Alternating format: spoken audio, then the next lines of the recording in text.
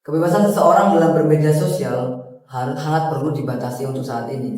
Karena kenapa? Belakangan ini malah terjadinya ujaran-ujaran kebencian di platform-platform media sosial seperti Instagram, YouTube, Facebook, dan juga yang lain-lainnya. Karena hal ini bisa memengaruhi perilaku dan pemikiran seseorang dengan berbagai cara, mulai dari meningkatnya kecemasan sosial dan juga yang lain-lain. Oleh karena itu, saya Rafa Al-Kharifi dari Delegasi MANPK Manpat Jombang sangat setuju akan mosi yang saya bawakan pada malam hari ini, yaitu kebebasan berpendapat di media sosial perlu dibatasi untuk mencegah penyalahgunaan seperti ujaran kebencian dan miskomunikasi. Apa sih itu media sosial? Media sosial adalah suatu platform atau layanan daring yang memungkinkan individu atau kelompok bisa menjaring informasi antar kelompok yang lainnya, bertukar informasi lah istilahnya, seperti dalam hal apapun seperti informasi, video, gambar, dan lain-lain. Oleh karena itu, media sosial ini sangat perlu dibatasi dalam penggunaannya. Kenapa? Karena jika tidak dibatasi, ini akan marak terjadinya ujaran-ujaran kebencian yang saya sampaikan tadi. Oleh karena itu, tujuannya saya membawakan mosi ini adalah satu, supaya mencegah terjadinya penyebaran video-video hoax. Seperti yang kita ketahui, sekarang itu banyak sekali informasi-informasi hoax yang beredar di platform-platform media sosial. Yang ini tentu saja bisa merusak nama baik seseorang dan juga bisa merusak mental seseorang itu sendiri. Yang kedua, yaitu mengurangi kesenjangan sosial antar individu atau antar kelompok. Jadi ketika berpendapat itu bebas, maka seseorang itu akan berpendapat sesukanya sendiri, yang bisa menimbulkan suatu konflik antar individu dengan individu lain atau kelompok dengan kelompok yang lain. Yang ketiga, yaitu untuk melindungi kesehatan mental dan kesejahteraan antar individu. Seperti yang saya katakan tadi, ketika seseorang itu dihujat melalui media sosial, itu bisa merusak mental seorang itu sendiri, bisa membuat orang itu depresi dan juga yang lain-lainnya. Oleh karena itu, sangat penting kita untuk membatasi berpendapat di platform-platform media sosial. Seperti yang dijelaskan dalam Undang-Undang ITE pasal 28 ayat 2 yang berbunyi, perbuatan seseorang yang menyebarkan kebencian terhadap suku, agama, ras, antar golongan melalui media sosial adalah perbuatan yang dilarang. Jadi kita simpulkan bahwasanya undang-undang ini melarang kita untuk menghujat kebencian di platform media sosial, baik itu melalui sindiran, hujatan, dan lain-lain, itu dilarang. Oleh karena itu, kami tegaskan sekali lagi, kami dari Delegasi MANPK Manpat Jombang menyatakan setuju akan mosi kali ini, yaitu kebebasan berpendapat di media sosial perlu dibatasi untuk mencegah penyalahgunaan seperti ujaran kebencian dan misinformasi.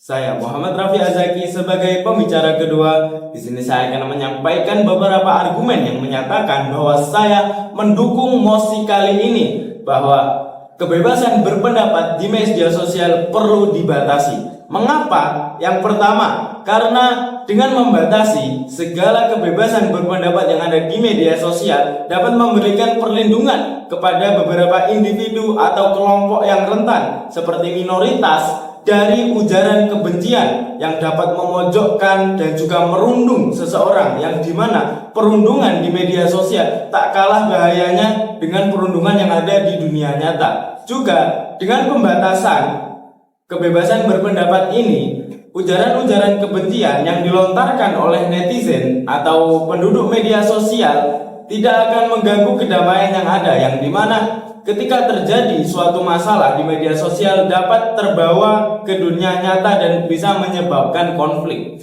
Yang kedua, membangun lingkungan online yang sehat. Pembatasan tersebut dapat membantu menciptakan lingkungan online yang sehat dan lebih aman dan ramah, sehingga semua orang dapat menikmati beberapa fitur-fitur yang disediakan di media sosial seperti perbincangan dalam diskusi suatu program ilmiah atau membagikan konten yang bermanfaat seperti konten kesehatan atau berita-berita yang dapat dipercaya. Dengan begitu, segala bentuk ujaran kebencian maupun hoaks dapat dibatasi dalam komentar yang ada di suatu platform media sosial. Yang ketiga, mengurangi penyebaran informasi palsu. Pembatasan terhadap misinformasi atau informasi palsu yang sering kita katakan hoaks di media sosial dapat membantu mengurangi penyebaran informasi yang tidak benar yang dapat menyebabkan kerusakan pada sistem demokrasi.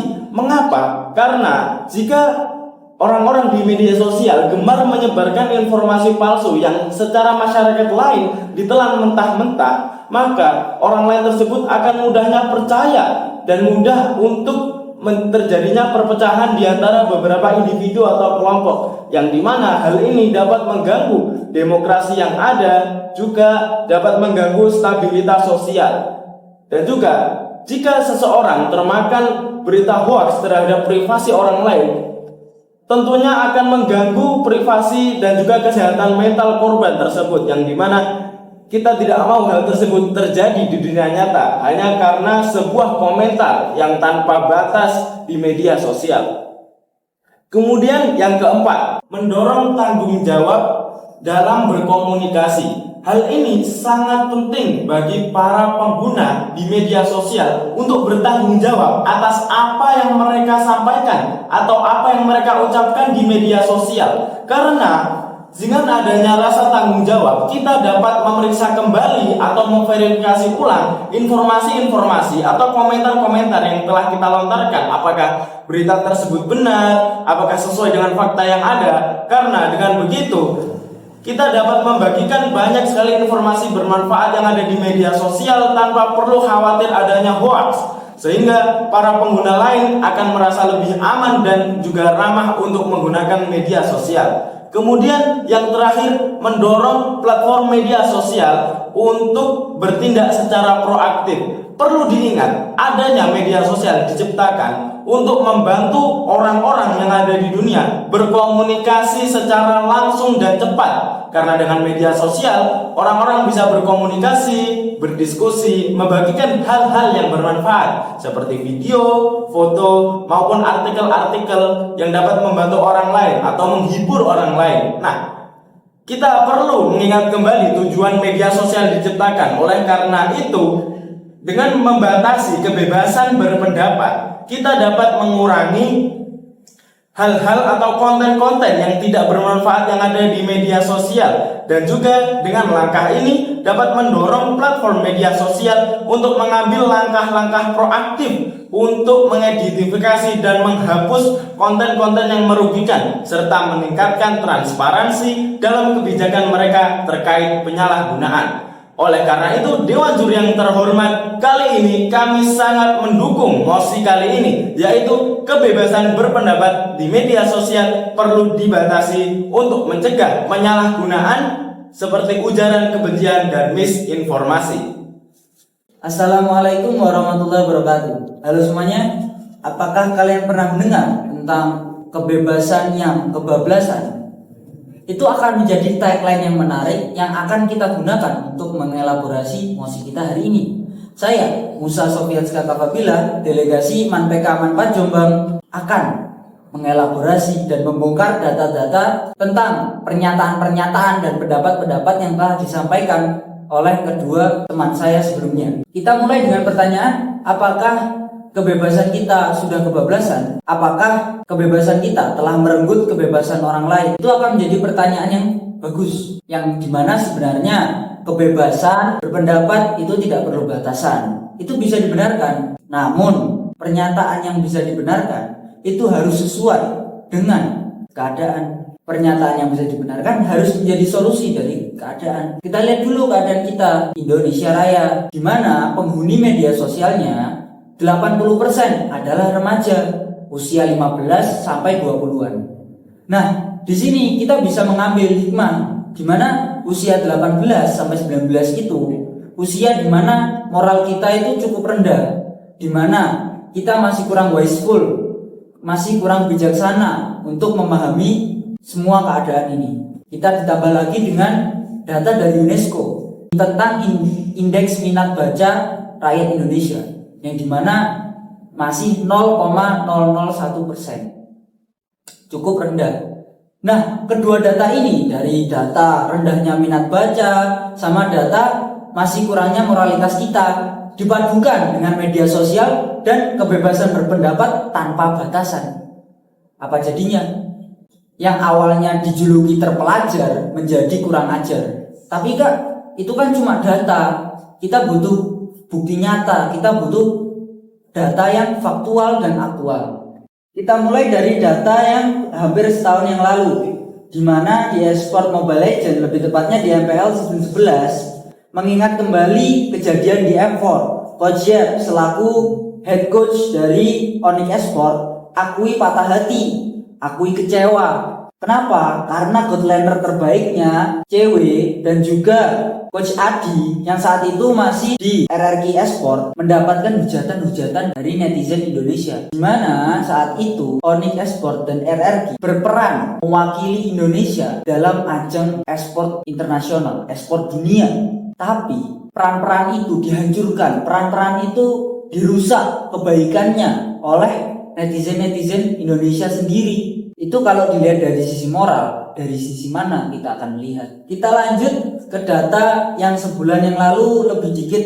Di situ saya sangat terkesima, saya sangat terpesona melihat Indonesia telah mencetak sejarah yang baik dan juga sejarah yang buruk, di mana untuk pertama kalinya Indonesia mengukir namanya di semifinal Piala Asia, satu circle sama Jepang dan Korea. Sejarah buruknya adalah netizen Indonesia telah mengukir nama buruk sebagai netizen Indonesia.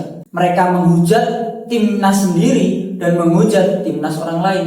Bahkan wasit pun juga terserang. Timnas Guinea adalah salah satu timnas yang paling terhujat oleh netizen Indonesia. Kita bisa melihat di Instagram timnas Guinea sendiri, komentar-komentarnya rasis. Indonesia yang mendapatkan slogan Bhinneka Tunggal Ika dan juga menyerukan toleransi umat, beragama, budaya dan lain-lain sebagainya, rasis. Itu sebuah kata lucu sebenarnya, Indonesia dan rasisme. Namun ya begitu buktinya. Timnas sendiri, Witan Sulaiman mendapatkan 6 jahitan di kepalanya, mendapatkan hujatan dari netizen Indonesia. Mungkin timbul pertanyaan, lah itu kan cuma yang hujatan, lalu bagaimana dengan yang misinformasi Kak? Saya akan beritahu gimana misinformasi itu masih berita hangat sebulan yang lalu dan lebih banyak lagi sebenarnya. Tapi kita lihat yang paling viral, tersebar di TikTok, di media sosial tentang data perokok orang Indonesia, yang dimana data tersebut menunjukkan perokok Indonesia itu 95% dan 5%-nya itu tidak merokok. Lalu viral lah di situ. Banyak orang yang menyatakan dirinya, aku adalah bagian dari 5% tersebut. Padahal kalau mereka tahu data itu hoax, data itu misinformasi. Faktanya survei itu hanya sekedar mengambil 12.000 orang itu 11.000 sekian lah yang dikategorikan perokok dan 1.000-nya adalah dikategorikan tidak merokok. 12.000 sekian orang mewakili 270 juta orang di Indonesia. Apakah fair? Edmund Burke pernah membuat quotes yang luar biasa. Kebebasan tanpa batasan adalah anarki, bukan kebebasan sejati. Saya Musa Sofiatska Kapabila, sampai jumpa dan selamat menikmati.